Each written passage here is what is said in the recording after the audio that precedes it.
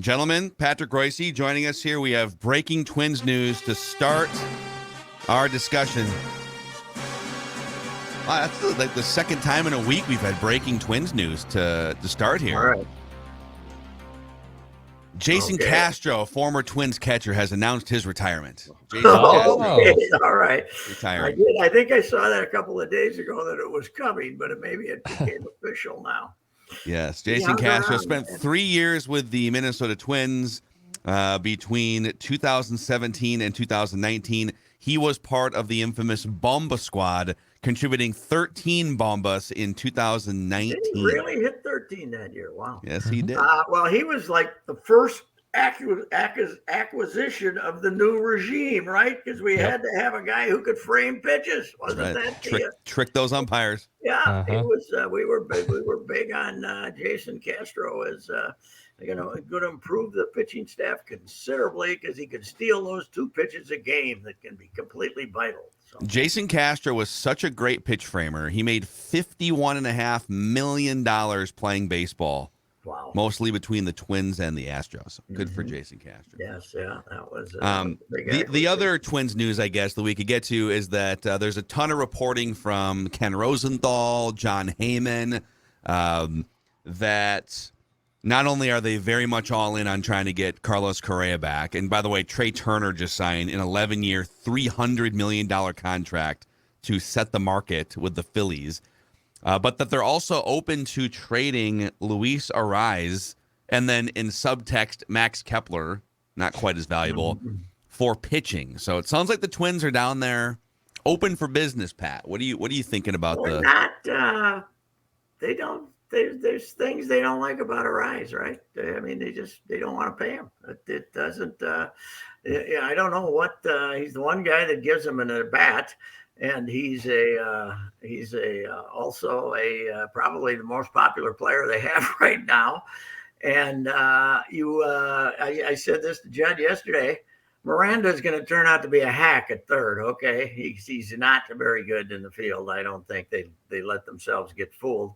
And once pitching catches up with him, he'll hit about 230 this year, and then we're going to be saying, boy, I wish they'd, why is suddenly Arraez not valuable when he can play 3 positions?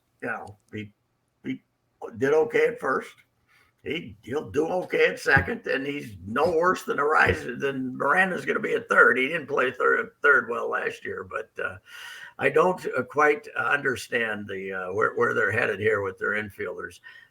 Once they let Ursula go, and now they want to let Arraez go. It's like they think they have depth here, even if they get Correa back, which I don't think I still don't think they will.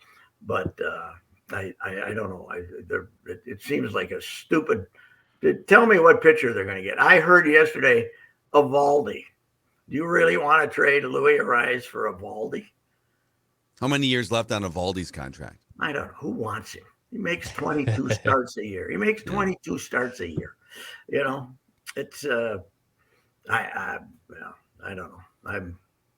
It would be very stupid if you ask me. But there's something about him they don't like. I don't know what it is. They're not. He doesn't run great, but I think they hate his defense, and I think they think maybe this is the best you're going to get, and so this is a great time to sell high. Like they're trading. Yeah, but okay, we're going to sell high, and it's Eovaldi. That ain't high. No. That's not high. To me, that's not high. No. So if you can't do better than that, then it better be somebody who's a difference maker. And, they'll get Eovaldi. He'll make 22 starts. He'll be good 12 times. And that'll be another mess that they've created. But I don't know. I don't know what the hell they're doing with their infielders. And by the way, they don't have any outfielders either, so that's kind of a problem. So, yeah, I think they should take 78 right now and be happy. Isn't that what they won this year? 78. I think it was somewhere in that neighborhood, right? Judd, 78. I got them for 5th in the division right now, and by the time they get done making their moves here, they could get worse instead of better. Now Rodon supposedly is they're in. Huh? I said they're in. I saw it. They're always in. We're in Baltimore, and the Twins are the surprise teams on Rodon. No one saw this. Are there any coming. mystery teams? Are there any mystery teams? That comes after the surprise teams come up. Okay, actually, I saw a great report last night. I think it was from our guy, Bob Nightingale. And this is the time of year because this is the winter meetings. This is where all the top reporters are hiding in the lobby around the elevator corridors. They get behind the plants. Yep. Kenny Rosenthal is hiding behind a plant. Yep. And Bob Nightingale, USA Today, longtime MLB insider. And I'm not ripping him. He probably didn't even write this headline, but this is the type of headline I live for at the winter meetings. It says, San Francisco Giants' confidence is quietly growing in Aaron Judge sweepstakes. Quietly growing. Their confidence is they're just sitting in the corner, quiet, confident. He waits. Confidence growing. So quietly growing means if it happens, you're a genius, and if not, well, I said it was quiet. You're right, exactly. What does it mean? How is it quietly growing? My confidence is growing, but don't tell anyone. I've seen Bob in action at the winter meetings. He's a friend of mine. He likes the evening part of the winter meetings. Oh, that's where you get your information. Go get the assistant GM about 6 cocktails in. Combine's the same way. Yeah. I don't think that the old drinking I don't think the old finding the GMs drunk in the hotel is quite as popular as it used to be. I don't know. I haven't been there. My favorite winter meeting ever was the one I covered in Boston. I don't know why. All of a sudden in the 90s. When did Chris Klauser get run out of here? When was the Cliff Klauser era? Late 90s, right? No, it was TK, right? Because he was going to get rid of TK, and then TK stayed and he left for 2001. Yes. So we have to check to see where the winter meetings were in 01 or 02 for one of those, but I was there. And all of a sudden, the Boston Sheraton was the lobby, and all those baseball papers in the lobby. And Klauser comes walking in. And I said, who the hell hired you? And he said, oh, I'm back he was back at the airline or something, but he happened to be staying at the winter meetings hotel. And it looked like he was strolling in to retake power with the Twins, which he had for about 9 months there. So I haven't been there for so long. I don't know how if it's the chaos that it used to be, but you got to have those rumors. Was I telling you yesterday, Joe Judd, we would get together as, in the 70s, we would get together as beat writers and make a couple of trades in the morning and then write something and start drinking about 3 in the afternoon, So if it happened after that, they had to find us to tell us, So that was a little different world than now. I covered 3 winter meetings about 10 years ago, and I think it was in Dallas. Was the winter where it was Billy Smith's last winter as GM, and Tsuyoshi Nishioka was one of the big questions about who's going to get this batting champion Japanese shortstop. And I remember I was sitting in kind of the front foyer area, just on my computer using the Wi-Fi, and Billy Smith walked in the front door. And no fewer than 20 Japanese media members swarmed him as he walked in to pepper him with questions about where is Nishi? Are you going to sign Nishi? And that worked out well. Trade is open at the winter. Yeah, at the winter meetings, the first big trade is made. You know what? It gets broken, don't you? The log jam gets broken. It used to be the log jam, the big joke. Okay. Somebody traded for Benintendi or something. The log jam has been broken. We're signing now. Does the exact same thing. You look back at the AP leads. The log jam was always broken about Tuesday afternoon after everybody sat around and drank. Trey Turner signing has opened the floodgates, Patrick. Yes. It's opened the floodgates. The floodgates get opened, and the floodgates get opened, and the log jam gets broken. That's always. So, well, the Trey Turner contract is interesting. So, on paper, you see, oh my God, $300 million over 11 years. He's like 2 years. He's at least a year older than Carlos Correa, and you could probably you can make a case that maybe Trey Turner's the better player or whatever. But they're both really good players. I don't believe that. I don't believe he's a very good shortstop, and Correa is a great shortstop. So Yeah, I agree with that. But it looks like the contract is spread out unless something gets changed, in the structure of it. It's an average annual value of $27 million through his age 40 season. Well, right now, $27 million would make him the 18th highest paid player, and there's probably going to be a couple other guys that sign for more. Mm-hmm. So if that's the way that like a 10-year contract would be structured for Correa, and you're paying him, let's say, $27 or $28 million, that's still way more money than he's probably worth when he's 40 years old. But it's not like the Pujols contract from 10 years ago where, I can live with paying a guy $25 or $27 million in 2031, I guess is what I'm saying, if he's not very good anymore. Yeah. Well, here's the deal. Correa's going to want 36 again a year. So it's going to have to be he's going to have to be willing to take 6 years here, right? For that number, 6-7 years. He's not going to take 28. He wants to have the most annual money for any shortstop. I talked about that the other day. So the big deal coming here for 36 was the number had to be higher than Corey Seager's as far as the 1-year deal was concerned. As far as the highest for the single season, and that's going to be the deal here. So they're going to have to go past this, certainly on a yearly basis to get Correa. But you know what? If all the rumors about the Twins and Correa tell me, the market isn't that hot for him. That's what it tells me. Because we've had like 4 reports that, okay, they all got dinner a couple nights ago. And then last night, the Twins spent the night locked in their suite talking about Correa. They're going to meet with him again. And they're going to meet with him again. It's like, they're going to have another dinner. Okay. It's going to be outstanding. Surf and turf, I hear. So he's either going to sign today or they're just using the Twins as leverage. A ton of shortstops, though. I happened to be in the vehicle yesterday afternoon and then I heard on MLB radio that Rocco was coming up. So Rocco, I listened to Rocco's hard-hitting interview, and he talked about that they'd met with him. They had a really wonderful meal, and they're going to meet with him again. And then they were talking about some dessert place in Dallas that Rocco recommended. I mean, these guys when they do these interviews, it's all, how friendly they are with Rocco and stuff like that. And but yeah, they had a good. We know that they did meet somewhere in San Diego and had a good meal. I thought they might have went to In-N-Out, but they didn't. They went and they had a real good meal someplace. So we know that. So I feel like that this is also, though, at the end going to be a typical Twins. We tried really hard. Yes. Like we were in on this, like until they prove otherwise. But in the past, their in-ons have been kind of like not big A-bomb type, stuff. Like they're much more public with this than they have been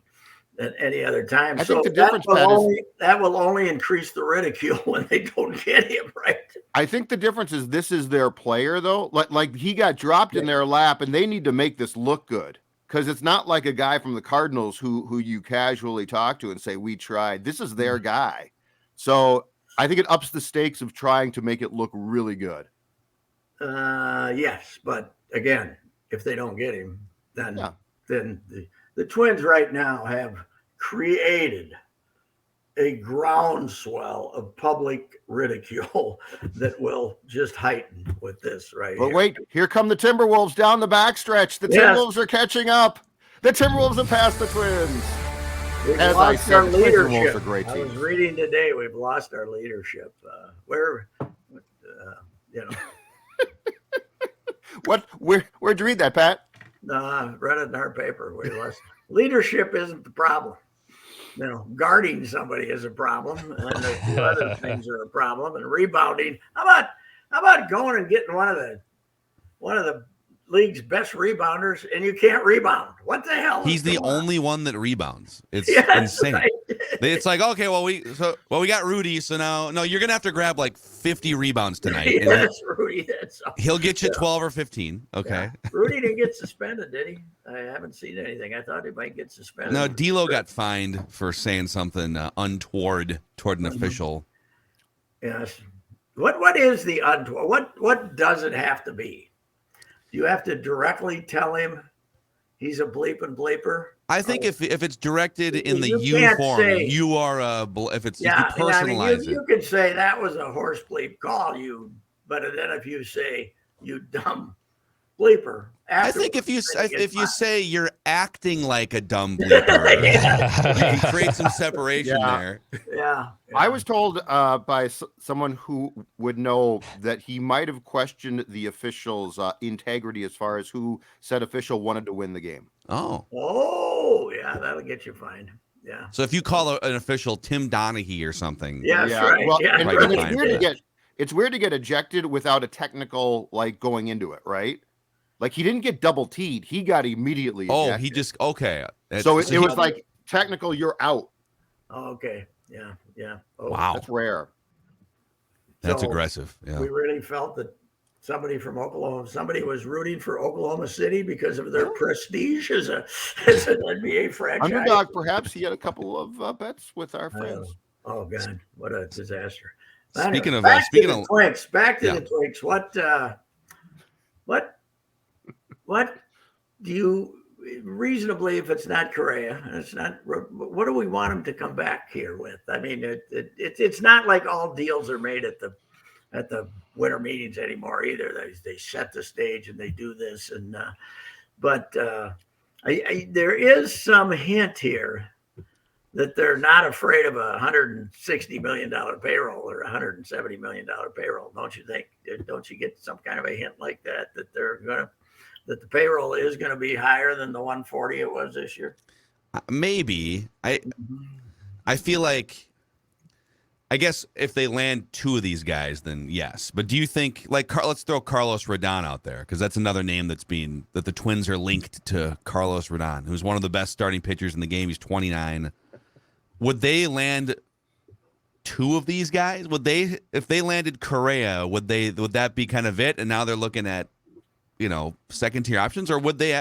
Because I think what would turn a lot of fans around here, and I think what would get idiots like us talking more Twins, like we did a few years ago, is all right. If you're serious, like you said, push the payroll to 160.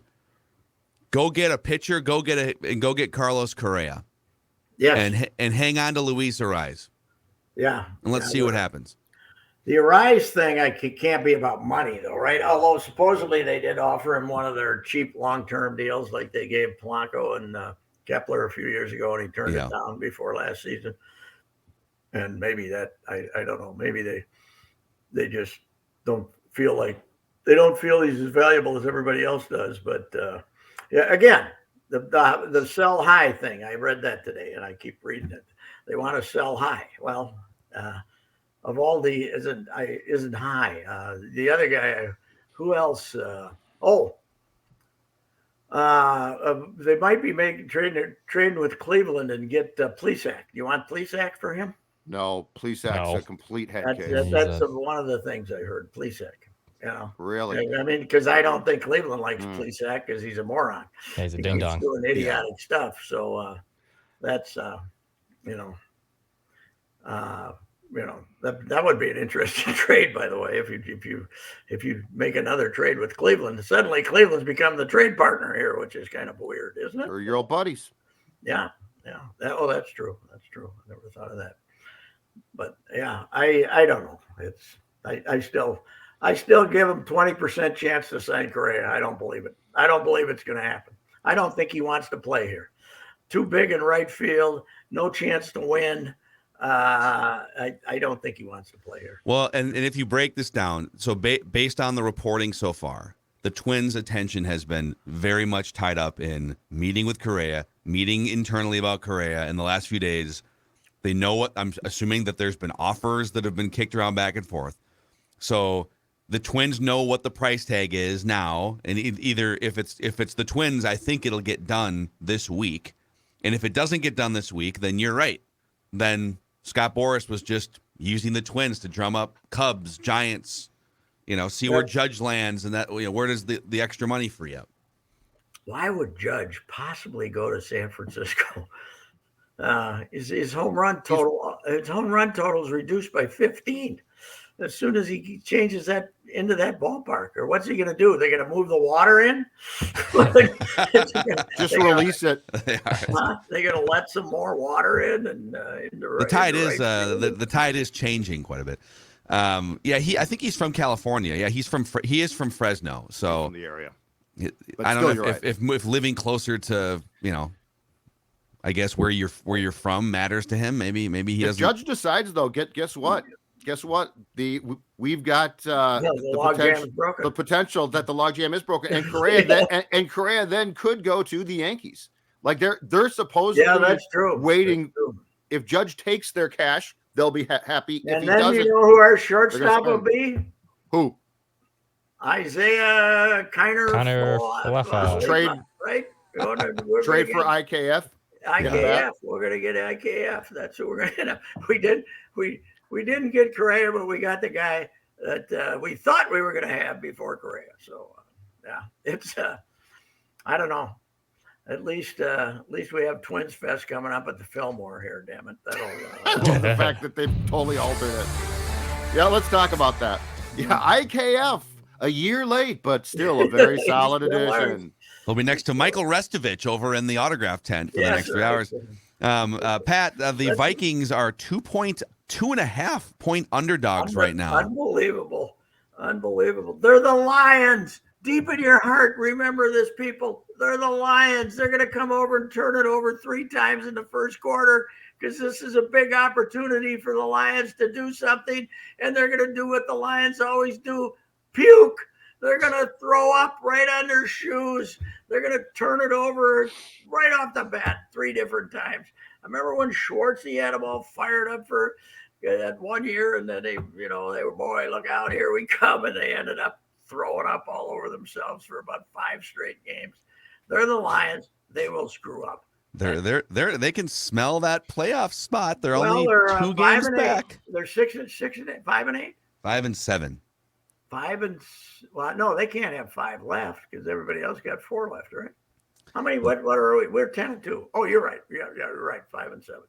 Yeah, okay. And they get Vikings, Jets. They have the Panthers, Bears, and then a checked out Packers team. So there's a path here for the Lions. If they win 4, they got to win. They got to win 4 out of 5, right? They got to win 4 out of 5. Get to 9. I think if they win 4 out of 5, they're definitely 9 and 6. Well, I don't know. The Vikings. Is this the Vikings' best chance to lose the rest of the way? This is probably the only game they're going to be underdogs, right? I don't think they're going to be underdogs at home against the Colts or the Giants. They're not going to be underdogs at Chicago. Colts are terrible. Oh, God, yeah. Colts they're not going to be underdogs in any other game. What if this team goes 15 and 2? What the hell? Where did that come from? This is going to be one of the great. Where did that come from? Seasons. It's like the Twins hitting 100 more home runs than any team in history in 2019. Where did that come from? Yeah. And this is going to be 15 and 2, 14 and 3. What happened? It's extremely weird. It's not as simple as sending Zim back to the ranch. It's there's something else going on there. There's some rumors that Mike Zimmer might be the defensive coordinator for Deion Sanders in Colorado. Yeah, Tim Brewster, tight ends coach. Wasn't he in consulting? He's been consulting. He's been consulting. Yes. Zimmer has. Brew's there, right? Isn't he? Brew's being kept though. Yeah. Oh, hell yes. Brew can recruit. This is Deion will only stay there a year, right? Because somebody else will, if he comes in and makes this big splash. But no greater welcoming speech by the new coach to his team than telling them all to transfer because they were a bunch of losers. And get in the portal. Get in that portal. I'm going to the portal. You guys don't get the hell out of here. What a loose cannon that guy is. He said, for 20 years, these fans have been disappointed by you. Yeah. It's like some 18-year-old kid. What? Yeah, he's right about that. But he's not going to be he's not going to snip away at cutting the cord with these guys. He might be cutting them in the middle of practice, right? The old Bear Bryant legend when he first came to Texas A&M and he, took them all up to some steamy ranch and beat the hell out of them and send half of them packing on their way. That's probably what Deion's he's gonna just tell them to leave in the middle of practice and never come back. It's unbelievable. Amazing. All right, Pat, we got to get going here. So we'll get back in touch with you here once the Twins sign both Carlos Rodon and Carlos Correa here. They were in. They were right All there. The next time I happen to be in an establishment, eating dinner or something, and I'm walking through a bar or something, if you can come up to, if they signed Correa and you come up to me and said, hey, if you're the first two people to come up to me and say the Twins signed Correa, I'll buy you a couple of high-priced drinks, because I don't think it's going to happen. Okay. All right. Think it's going to happen. Good to know. There it is. There it is. Yep. All right, Pat. We'll see you. Bye. Wrapping with Reusse here on the Score North YouTube channel and Mackey and Judd.